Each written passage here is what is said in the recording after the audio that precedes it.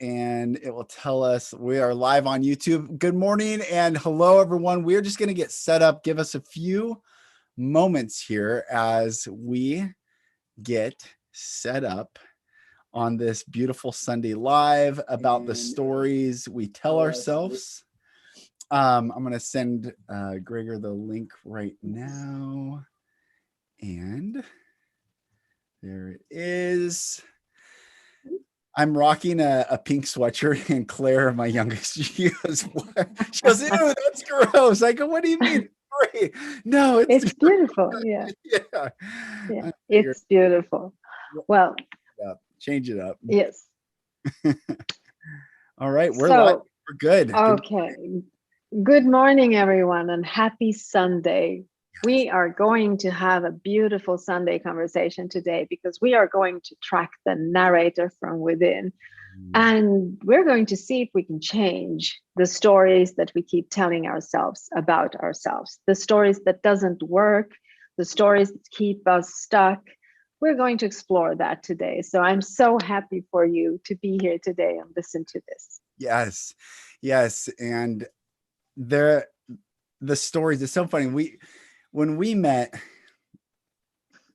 I can look back drastically at the story I was telling myself stuck in versus now, and the freedom, because I've always been a storyteller, being a journalist, being on TV, my whole world was wrapped around story. But once we understand that we are free to write whatever story, tell it however we want, everything changes from that point on. Yeah, it does. And it also, for me, when everything changed was when I actually realized that I do have a storyteller within me. I have a narrator that is narrating the world to me. And I remember a time when I didn't know this. I was thinking that everything I thought was just there. And if you sit down and you allow the stillness to be, you will hear how this narrator narrates everything for you. Like, I don't like that person, or that car has the wrong color, or oh my God, I have grass between my toes. I don't like grass. Who is I in that? Because I'm the one listening, and then I have someone that is telling me what I like and don't like. And that makes it easier to track the narrator when you hear that there is actually a voice narrating, telling you stories about the reality. You're the one exploring them. You're the one sitting there listening to this voice. For me, it was an aha moment. And this happened many years ago, I think 20 something years ago. I read a line in a book that said, "You are not your body. You are not your thoughts." And I was like, what do you mean I'm not my thoughts? Of course I'm my thoughts. And I realized that I am not my body. I am not my emotions. I am not my thoughts. I am the one thinking the thoughts. I am the one listening to the sound in my head. It was a surreal moment for me to realize that I do have a voice in my head. And before you know that you have a voice, which can be kind and it can be a horrible bully, you think that everything that happens in your head is there without your control. But when you realize that there is a narrator writing this story about you, telling you stuff, well, you can start choosing what you want to hear and not hear, what you want this narrator to talk about and not talk about. It's about realizing that there is a narrator there. And it's the ego narrating everything. The ego, that nonstop chattering ego. Oh, yes. I was watching a video last night. This brilliant guy breaks down, he calls the ego basically an invading host inside. So we're the host, like a wasp will mind control a spider and lay the egg of the wasp in the spider. And the spider doesn't know that it's been mind controlled. So it will create a new type of web for the wasp. And then when the wasp larva hatches, it eats the host spider. And he was equating it to this I know. Wasps are terrible. Gross. They're It's the worst. gross. I know. Yeah. He was talking about the insect and the hive mind and Mm, groupthink and this very parallel to where we are today. He wasn't making the analogy mm, of where we are today. He was just talking about how the ego can hijack our own mm, natural observation of the world we live in. And he said the mhm, only way to get the ego out of your head is to constantly ask, who am I? Who mm, am I? Who am I?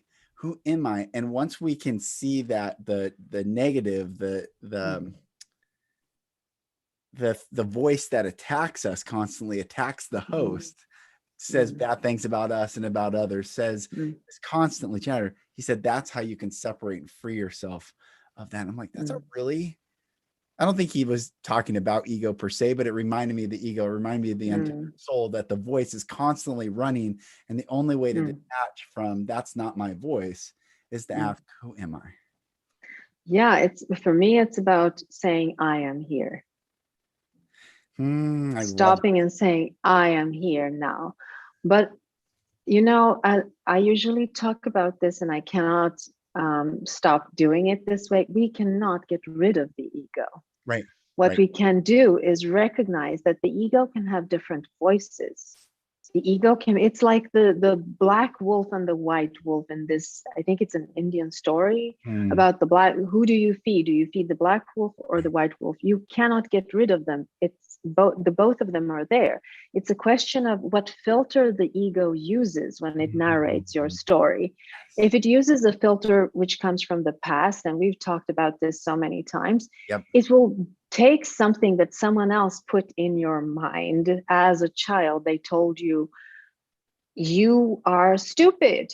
And you will look at the world, Right. allowing that part of ego, the black part of your ego, to narrate the world, giving you proof that you actually are stupid. And Mm, that's the narrator within you. I remember as a child, because my father put a lot of stupid stuff in my head about myself. And I remember sitting in a cafe being 20 something years old. I wasn't even living at home. And I watched people walk by and I looked at them and this was the narrator within me talking about, look at how happy they are. You can never be that happy mm, because you are not intelligent enough to be that happy. And I believed the voice because I wasn't aware of that it was a voice, that it wasn't me. I was listening to it. And this is why I want to press so much on this to remind people that you're the silence, you're the stillness listening. And yes. you can say, no, wait a minute, is this true? Is Mm, it me? Why would I say such a thing to myself? Usually it isn't you. It right. is a program going on in the background where the ego tries to find proof for the negative stuff that it wants to share with you so that you can stay in victimhood or in fear or whatever the ego wants you to be in. Right.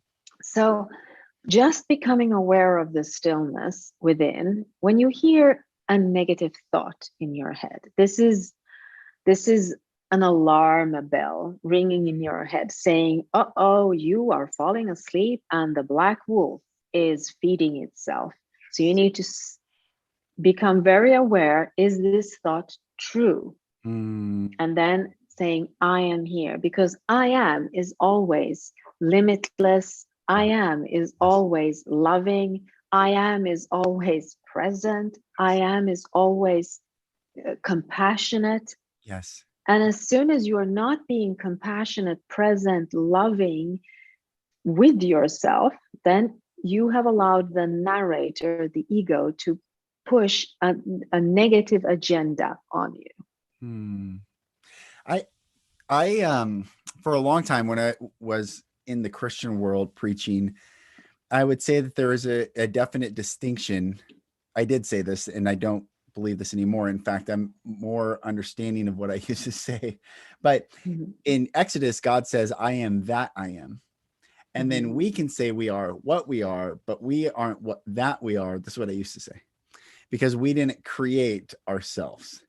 But now I understand completely that either we are in victim saying, I am what I am, and everything is like this voice is leading me, or I am that I am.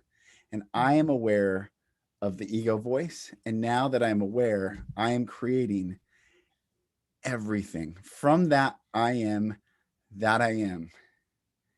Nothing is, I'm not lesser than any other power structure, any other voice, any other predetermined force trying to sway me, because in that I am lacking nothing. Exactly. You were born with everything. In the I am, you were born with everything. So if you are focusing upon some kind of lack, then know that it is your ego speaking, Right. and it is narrating the world to you from a very, very narrow point. It is not allowing you to open up. Your Katie, Byron Katie would say it this way. She would say, you're being mind movied by the ego, because the ego will show you mind movies of stuff that it thinks that you need in order to explore this reality. And I mean, sometimes it feels like you want to watch a feel-good movie, but the ego presents you with horror movies and disaster movies. It's like wanting to watch it on Netflix, and the Netflix gives you back horror instead of the feel-good movies. Right. Well, it is in your power to say no to the horror movie, because every time you go projecting yourself into the future, ego doing that, creating worry. And it says, for instance, what if, what if, what if? And you go, so what? So what? So what? Yeah, that's right. And then you're back. Yes, then you are back. So what? You're here to explore. You're not here to avoid. You're here to explore the entire world as it is, open. Right. And if fear is a perfect negative ego trigger. It will trigger you into those horrific mind movies, and it will not allow you to be present in the now moment, in the stillness of the now moment, without the chatter. Oh, I like this. Oh, I don't like that. Oh, this is horrible. Oh, there's something. Always distracted by the ego. When you feel that you're pulled all over the place, you need to breathe in. I am here, and breathe out, just to know that you are present. Also knowing who you are. As I said, limitless, calm, beautiful. If you do not feel that, then there is a program going on within you, a program which was put there when you were a child. I think that what I used to hear the most coming from my father was, who do you think you are? And I know that you've had the same thing. Who do you think you are? This, I think, a lot of people have from in their past, which creates this imposter syndrome.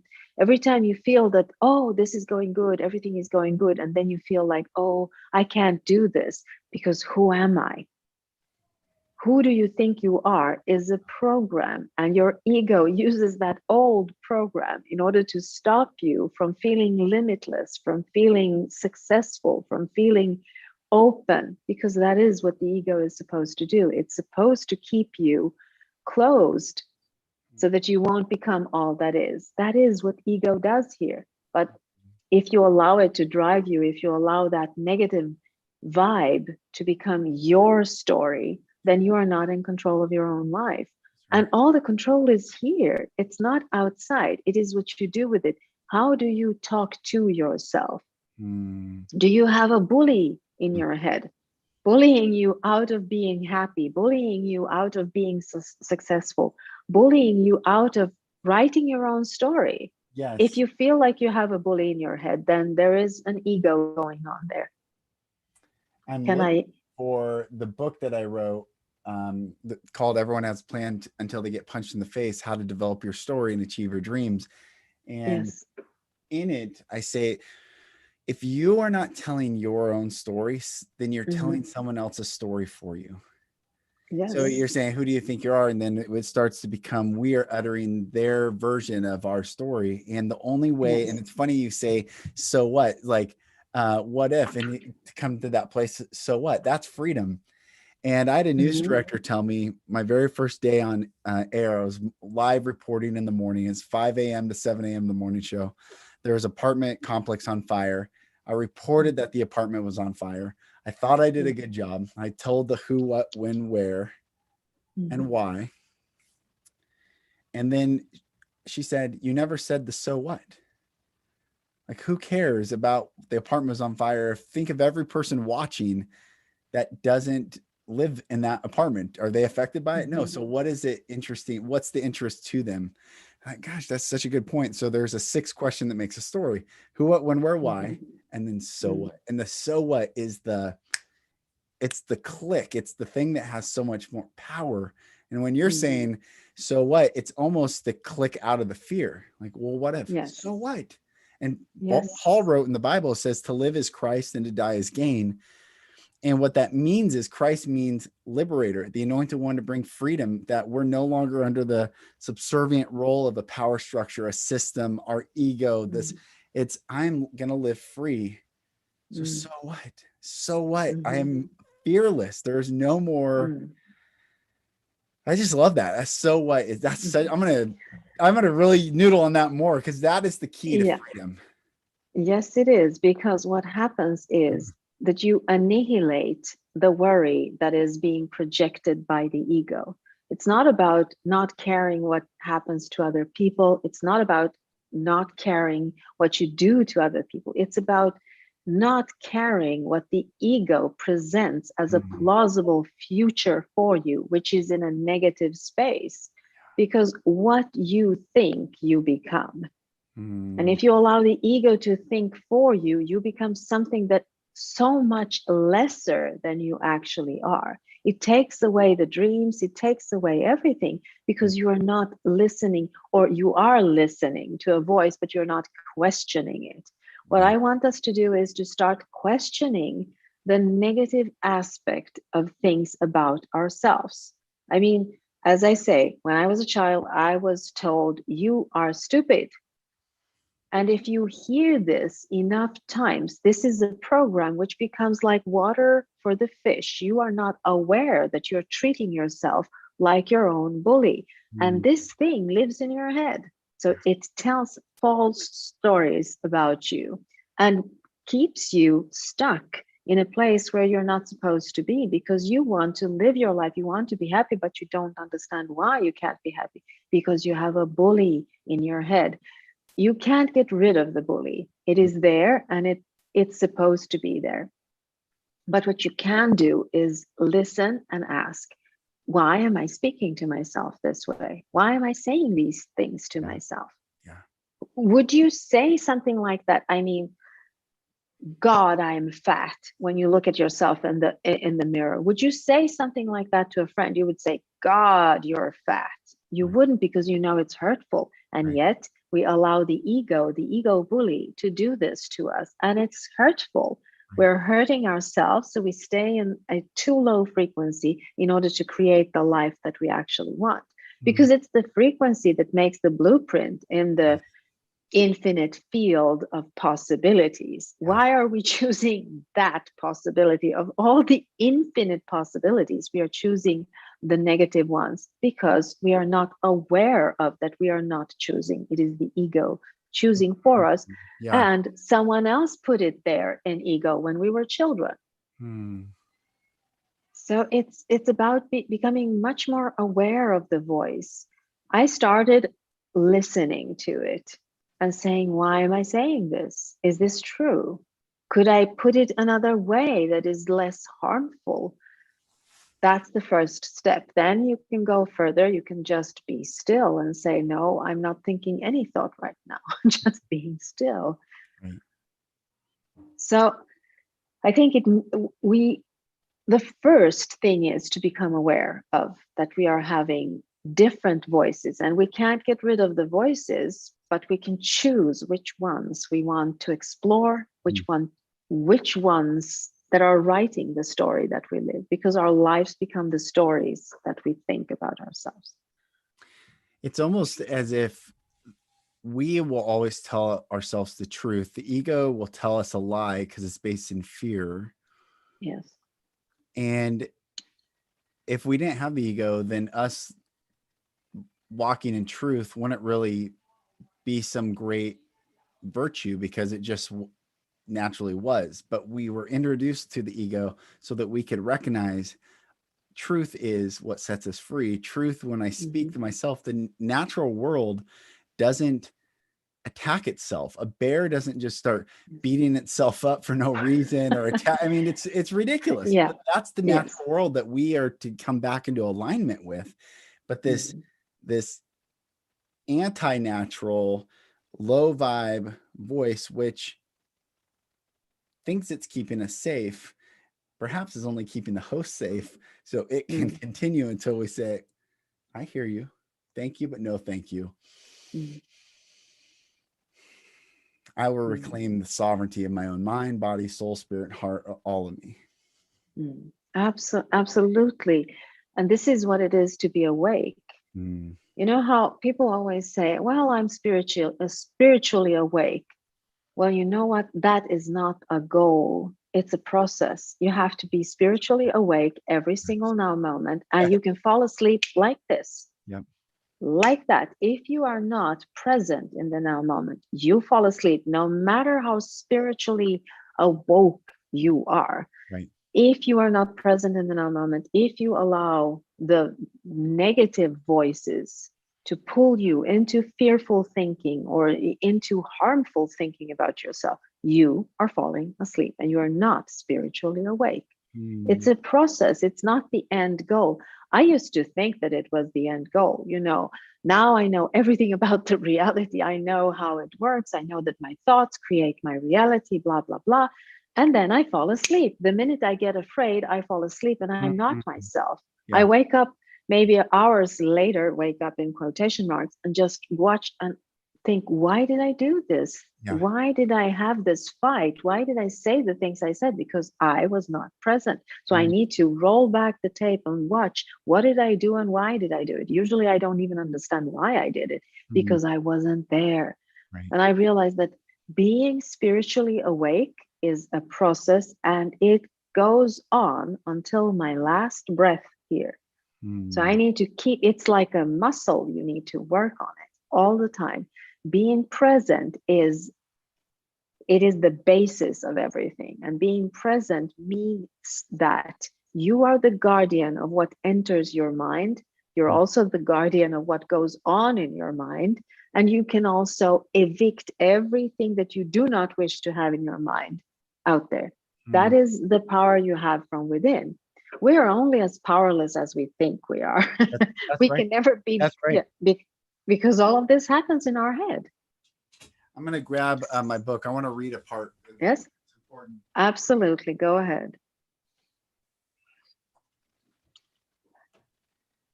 It's like being very aware of your own presence. Yes. Because if you're not, then you are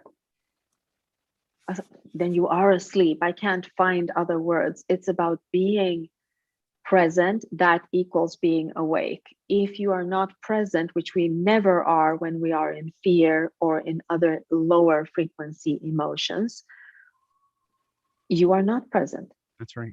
Presence is the key here. It's freedom. So in chapter 1, I say, up until now, you've never had real control over your life. Don't get me wrong, you've made decisions that have led to outcomes, but you've only navigated inside the confines of a presumed state of mind. Without questioning why you believe what you believe and who is the original author of what you believe, you've operated under false pretenses that you are free, but in reality, you're not. Without asking the fundamental questions that make up your story, you are like a person who jumps into a river and has no control to navigate against the current. You simply get swept downstream under the power of a preconditioned force. Even when you use your energy to stay afloat, you're operating under a power you didn't choose for yourself. This is exactly how most people live their lives. Don't let yourself get swept in the current without first knowing why you want to jump in and where you want to go. The only way to free yourself from your present state and become empowered to make decisions that will result in fulfilling your dream and purpose is when you develop your story. And That's what I mean. The ego is going to tell a story for you. You're fat, you're dumb, you're stupid. Who do you think you are? It's all these until we come and reclaim, I am whatever I say I am. I am beautiful. I am magnificent. I am brilliant. I am safe, loved, worthy, abundant, powerful. I am whatever I say I am. And we are whatever we say we are. And it's a great gift. It's also such a loss that people forget. We can just step out of the current any moment to reclaim and say, wait, who's talking here? Is that, am I speaking this? Did I come out of the womb speaking such heinous things of myself? No way. So if I didn't originally say this, whose voice is this? Exactly. And sometimes you can track the voice back. Usually you can track it back to a parent or a bully or a teacher, or whoever you felt was an authority in your life. Yeah. I know that I had a pattern in my life for maybe 25 years or so, where I put everyone else before me. And it was natural to me to do so. It was natural. I thought that was the way you were supposed to live your life. And then when I started tracking back those thoughts, I realized that I was scolded if I did what I wanted to do. I was always supposed to be busy. I was always supposed to be doing something productive in the home, like cleaning or making food or washing, doing all the things that Cinderella used to do as a child. I remember seeing myself as that. I could identify myself so well there.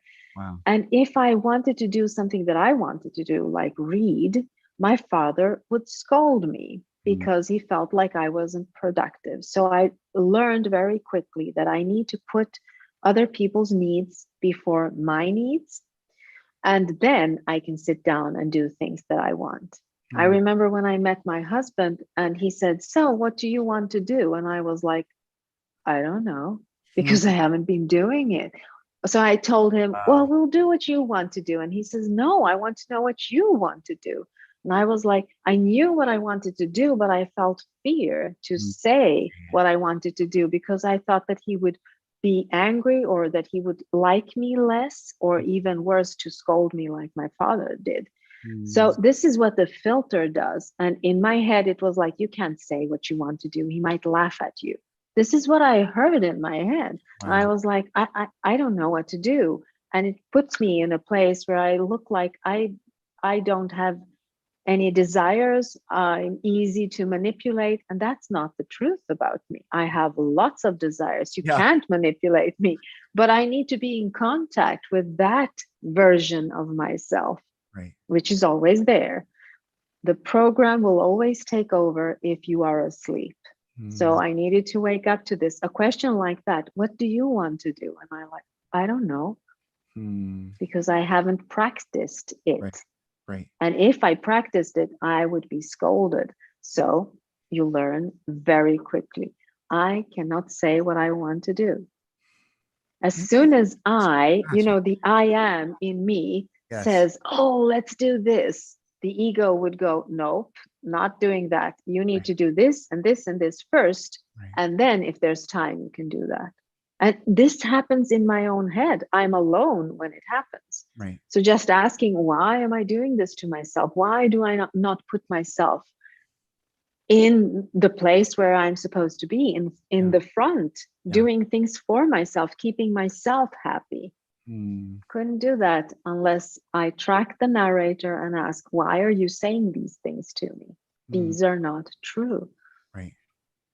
Gosh, it's tragic that most people don't awaken to the fact that they can free themselves. It's truly a tragedy. It's even asking, what do you want? That's such a basic question. What do you want? What do you want to do? When I was at the emotional intelligence training that I went to years ago, you had a partner and they say you have 60 seconds and the partner has to go, what do you want? What do you want? What do you want? What do you want? What do you want? You keep asking, hammering, and I have to answer like, I want, and they're like, what do you want? Like, say it, and overriding the ego. Like, we have to learn to override the, what's happening? What are they going to say? Like, no, I want, whatever it is.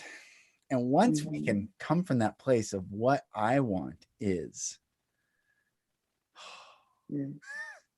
I would never go back. I wouldn't trade. You couldn't pay me all the money in the world to go back and live in that state. Never. It's a horrible state because it's a horror movie. It's a horror movie in your head. Yes.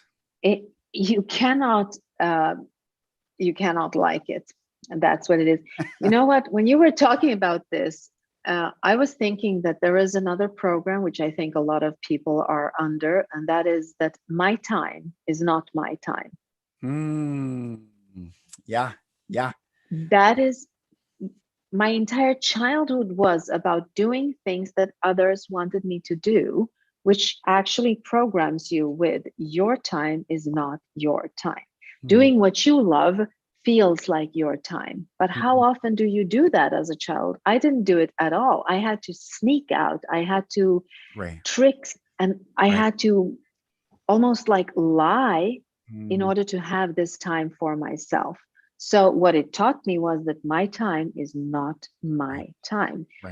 I am, and that creates a mindset of victimhood. It creates a place where you feel powerless because you cannot fill your time with your desires.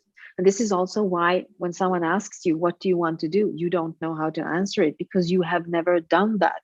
Your time isn't your time. You are not filling your life with the experiences and explorations that you want, but what others want you to do. And this is why it's so important to start listening to that voice that says, you have to do this before you can do that. Ask yourself, why do I have to do that? Why? What do I want and why?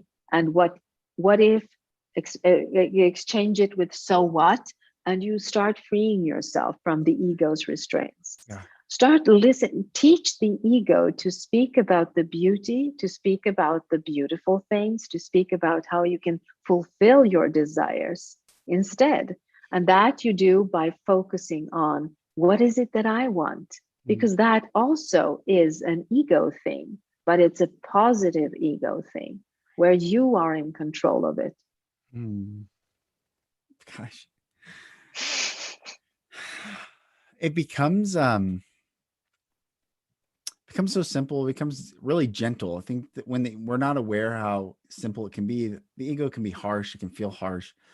But once you understand that, oh, I hear you, thank you, no thank you, and I will, and I've been playing with this idea, talking about contrast, like what I was saying earlier. If we just lived in truth but didn't have contrast of a lie, then there would be no virtue in our choose. We never chose it. Then by default, it wasn't our own. But what a cool gift that we are given, that we do have the ego to remind us always to choose truth, so that we can, at the end of the day, say, I chose my own freedom. I chose my own sovereignty. I chose my own goodness. I chose whatever story we are the most heroic protagonist of any story in our own lives. We can be that.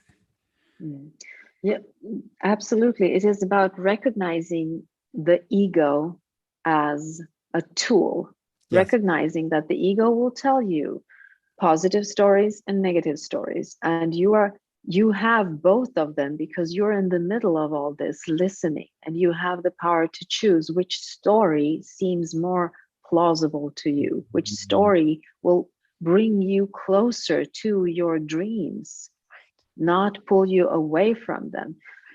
Ego tells you both of these stories. And as you said, we are here to explore how it feels to look at what we don't want and say, I want this instead. But you have to be able to understand, what is it that I want? And if you have this narrator telling you awful stories about the reality, then you will feel like you're pulled into a direction where you do not have any kind of power. And that is the ultimate lie in this reality, because you are the creator of everything here, Yeah. which means that you do have power. And the power is in the choice. When you hear the voices, choosing the voice that is the kindest, the voice that wants love instead of hatred, Yes. guilt, not habitually allowing the voice to abuse you. Right. Right. And I know it's not, I mean, it sounds easy when you speak about it, and it is easy, but you have to start doing it. And that is the hard part, to start doing it, to track the narrator, to say, wait, is this true? Wait, is this what I want? Wait, why am I telling myself this? Wait is the key word here, because it gives Yes. you time to think. It Yes. gives you time, and that time is your time. Right. Right. You can create that time any moment when you say, wait, no, not that thought, I choose this one. And you can feel the power within you when you do that choice. When you start doing it, it almost becomes a little bit addictive, when you feel the power to say, no, not that thought, this thought instead. Then you watch what happens, because everything changes Right. Right. when you start doing that. Your frequency becomes different, which means that your reality will mirror back something else to you. If you can sense the power in choosing, reality mirrors back more opportunities for you to explore that power and to feel that power. That is why you need to start asking those questions. Is this true? Why am I doing this to myself? Why am I treating myself this way? When I was a reporter, when I first started out, I'd ask people questions. So I'd say, we were talking like, tell me what you saw. Did you? And I would follow up with a second question right away, and I would always ruin their sound bites. So I'd say like, tell me what you saw. Did you see what? And they would start talking, and I would always have to clip, and I would always ruin these sound bites.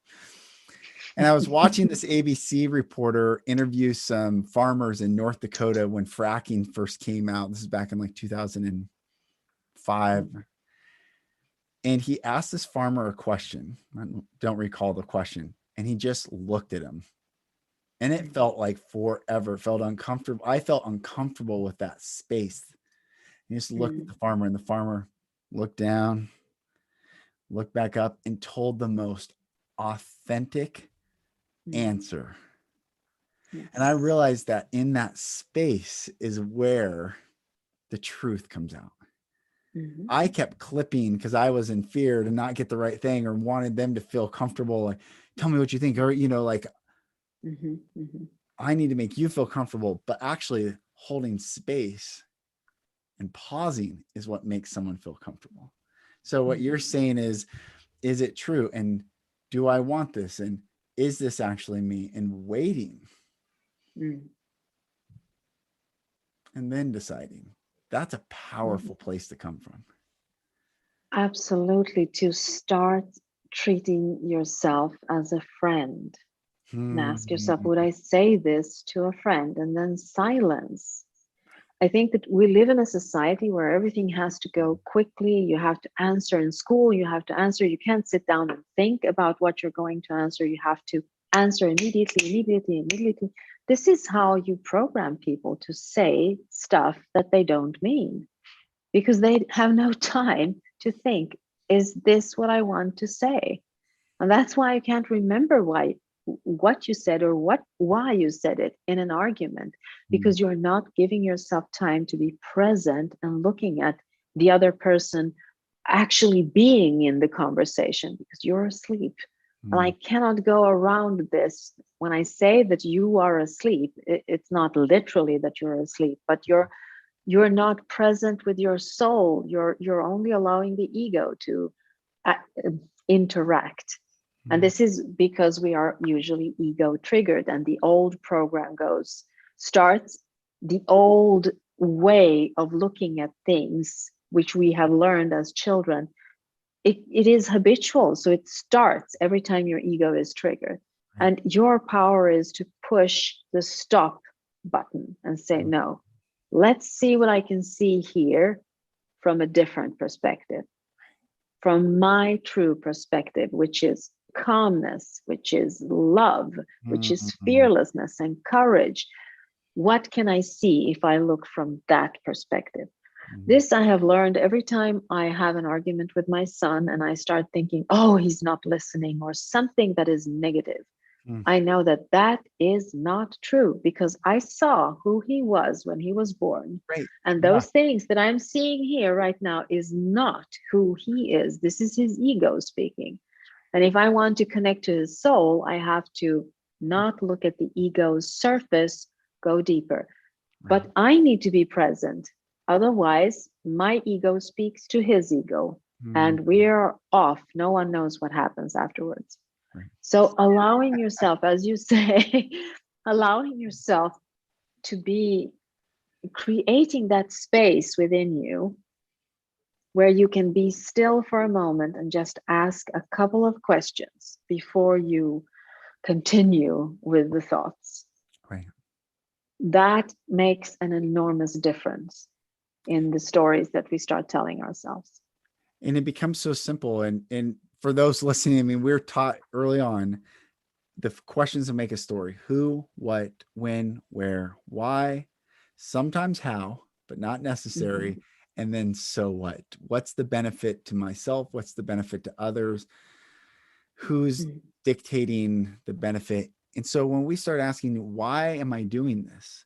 Why do I think I want this? Who benefits from this decision? All these questions are liberating. And just to ask the most simple questions: who is saying this?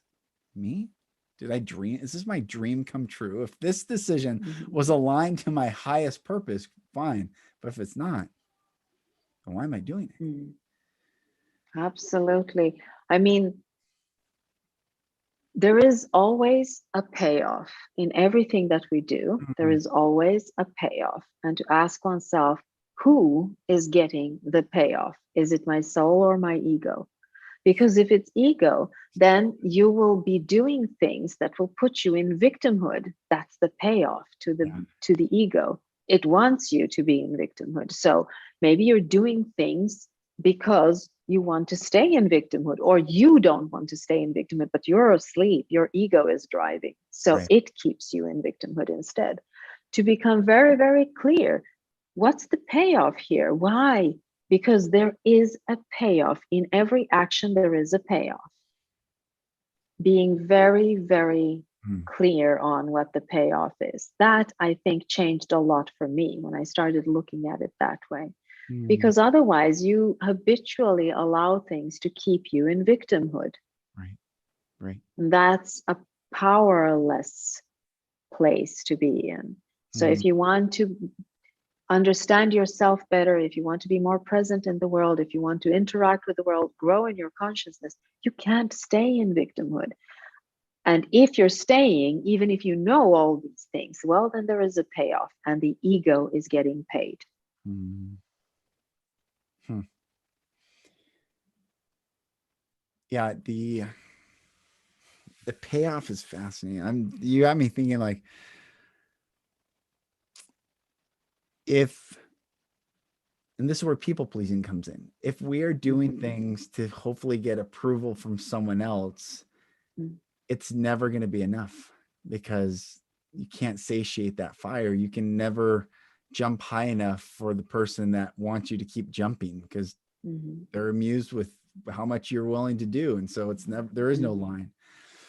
But if we can ask ourselves, what's the payoff for me? Is this for my highest good? Is this for my highest truth, my highest purpose, my highest virtue, whatever it is, whether it's working, living, breathing, shopping, buying, sitting, whatever we're doing, even in this moment, like why we do this is for our highest good. This is why we're here on this earth, whether we have 1 million people watching, 5 people watching, 20 people, it doesn't matter. This is what we're here for.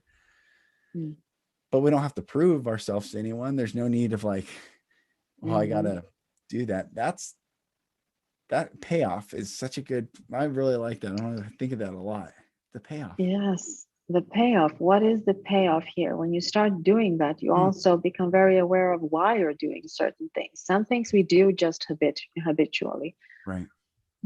But becoming aware, why am I doing what I'm doing, and being brutally honest, because you can't lie to yourself. You need to be brutally honest. Why am I doing what I'm doing right now? Why am I saying these things? Do I want the other person to see me, to listen to me, to love me? What is it that I want? Right. What's the payoff here? Mm. Really important to understand why we do certain things, why we are focused on certain things. For me, it was being focused habitually on being mistreated. Hmm. As a young woman, I needed closure, and I couldn't get closure anywhere. So every argument with my husband, or my boyfriend at that time, was about seeing that I was a victim. Even if they didn't do stuff that would make me a victim, I would create something that would look like I was the victim. In my mind, I was the victim because I wanted to control the situation. I wanted to relive this so that I could take some kind of control of it. And that's the wrong way, because I hurt myself and I hurt everyone around me because I stay in victimhood. I need to ask myself, what is the payoff? The first time I asked myself this question and answered it honestly, I got the answer, well, it keeps you in victimhood and you want to stay there. That's the payoff. And I go, but I don't want that. Well, change something. So good. Yeah. Change something. Change your way. Yeah. Well, the payoff, you're always seen, but you're always attracting someone to see you, and you or any of us when we're in victim. So there is the payoff. People keep seeing us, but we don't see ourselves. So they don't really see our trueness. It's only what we put out there. Yes. And I didn't want to be a victim. Right. And yet this is what I was creating, because that was habitual. That is how I grew up. Right. That was my life. When I was a victim, others could see me because he victimized me. And that becomes the program, that becomes the language that I use in my mind. That becomes what I visualize about myself, because that is what I know since I was a child. If I do not actively stop and with my free will start asking myself the question, why am I doing this? Because obviously I do not feel good with what I'm doing. What's the payoff here? And if the answer is, well, it keeps me in victimhood, and as long as I am a victim, I do not have to take responsibility for things around me or myself. That's another illusion which we can discuss forever, taking responsibility for your own life, which means being able to respond correctly. Yes. Until I realize that I need to ask this question, answer brutally honest, and then make the change that needs to be changed. In that change is, so how do I want it to look like? What do I want actually? Do I want to be perceived as a victim, or do I want to be perceived as someone who is growing, open, loving, present, taking responsibility for what I present out there? And the answer is easy. Of course, I want to be the latter. So I need to take actions when it comes to this. The first actions are to track this narrator and say, nope, not listening to that. That will put me in victimhood. That's not who I am. Yeah. Yeah. And it takes time, but it's worth it. You have to be able to use your free will, be present, and as I say, the key is, as soon as you hear negative thoughts about yourself, which feels like a bully speaking to you, you need to say, stop, wait, not that. I want something else. I'm worthy of something else, honoring who you truly are, not honoring the victim within you, honoring the one that I am, who is here present with you. That's what you need to do. Oh, it's so It it's so important to do so. it's everything. It's everything. That a saying that I say is the purest form of accountability is saying the pain stops with me. The Mhm. only way we can do that is to know who is talking inside of our minds, who is making the decisions, and where and why and who and what and when, and all these. Either we're doing it for ourselves, for our own sovereignty and volition, or we're doing it to please someone else and we're victim, and it always creates this come save me model, come save Mhm. me government, come save me religion, come save me. Mhm. Like, wait a minute, I saved myself the minute I stop Mhm. being the victim. Mm. Yes, because what occupies your mind Mm. rules your life. Yeah. And who, Yeah. yes, but who is the one? I mean, you're the one listening to the talk in your mind. You're the one that can see what occupies your mind, which means that you are also the one who can say, wait a minute, I don't want that. I want this instead in your own mind. Yeah. That's where the power is. It's always there, it's not on the outside. If you feel like you need to be saved from the outside, then you're not aware of what is going on in your mind, and it makes you powerless when you are born with all the power you will need. Every single one of us. It reminds me of when I was growing up, nothing was good enough. Like Yeah, literally I nothing was know. good enough, and Mm, nothing was good enough. And and so I always tried to seek love by proving that I was good enough, smart enough, tough enough, strong enough, all these things enough. mhm, And I remember telling my dad, I called my dad, um, I'm 2 years in business. I'm a young entrepreneur. I'm married. I'm doing my best with no business education, straight from the newsroom to the boardroom, as I used to joke around. And mhm, he said, "What do you think? You're better than me?" I was just talking about what I was doing, and what do you think you're better than me? And it was like it's like a harpoon straight through my heart, and I hung up. I was crying, and it took me many years to realize I kept myself playing so small because the mhm, minute I would come up to that ceiling, mhm, what do you think? You're better than me? And I got pushed back down, pushed back down, pushed back down. And it was this mhm, constant cycle in my life, not just with him, but with everyone. The dynamic was mhm, if I play too big, if I'm too me, someone's going to push me down, or I'm going to get hurt, or someone's going to attack me physically or emotionally. mhm, And that kept me in the worst cycle. I hated myself being in that victim. I mean, I was suicidal constantly. I mean, I attempted when I was 20, but I mean, constantly in this loop of, well, then I'm broken. I hate myself. Like if I can't get the validation and I'm trying as hard as I possibly could, mhm, humanly possible, I gave everything and it still mhm, wasn't enough.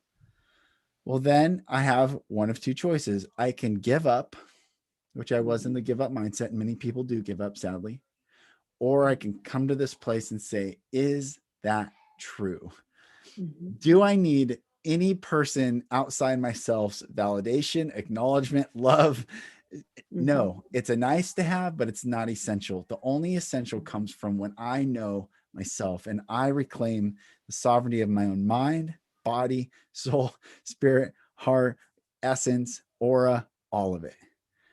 And mhm, that's the most liberating thing. I would give this to anyone. If I could bless every single person on this planet, it'd be to bless them with their own sovereignty, to wake up and like, oh, I don't need to please government. Fucking government. What does this mean? I don't need to please my parents, or mhm, it's am I pleasing myself, not mhm, from an ego victim, but from a sovereign, compassionate I am space. mhm, Like that's everything.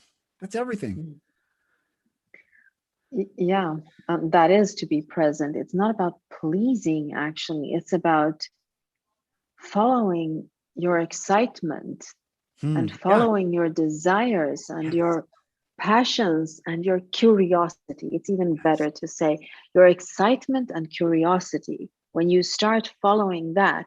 Because when you're pleasing others, you're always focused on what they want. So you're not following your curiosity, you're following your ego program in order to please them so that you will get the payoff, which is their love, which is an illusion, by the way, because you cannot feel whole unless you feel it from within.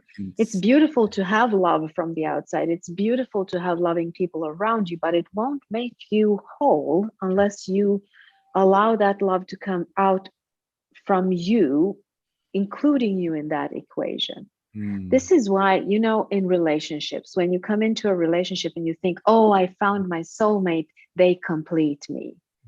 Well, there is a danger in this, because what you actually do want when you come into a relationship is to feel whole and to explore things and then share this with another being who feels whole.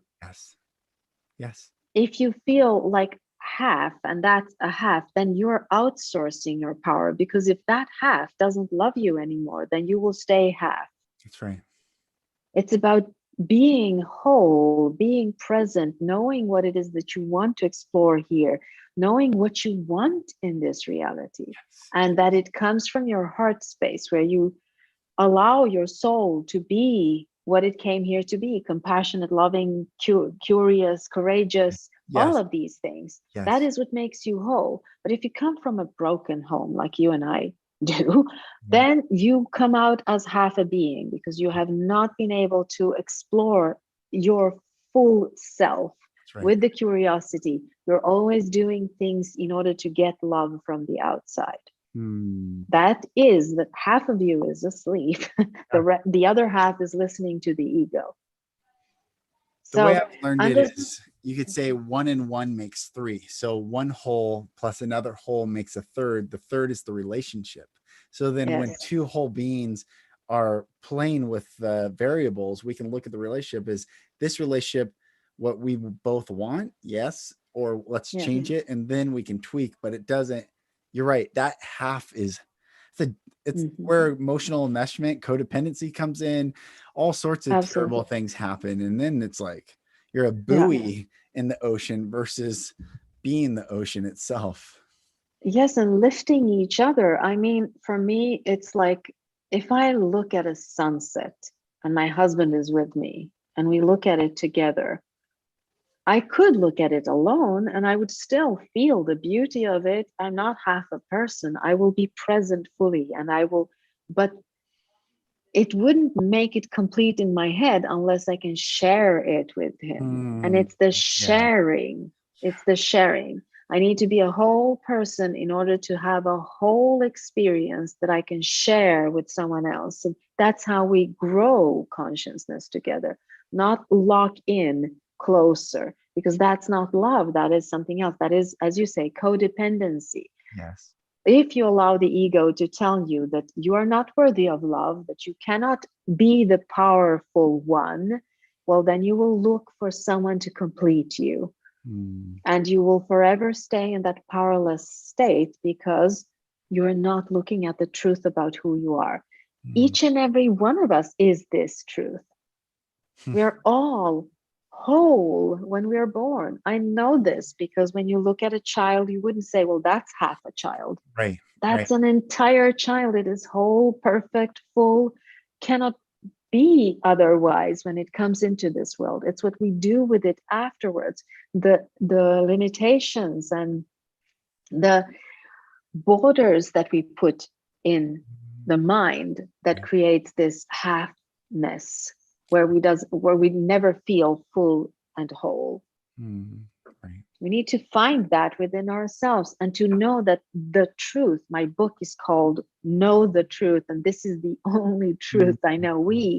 Each and every one of us has the same source. We all come from the same source, which is limitless. It is infinite. It is powerful.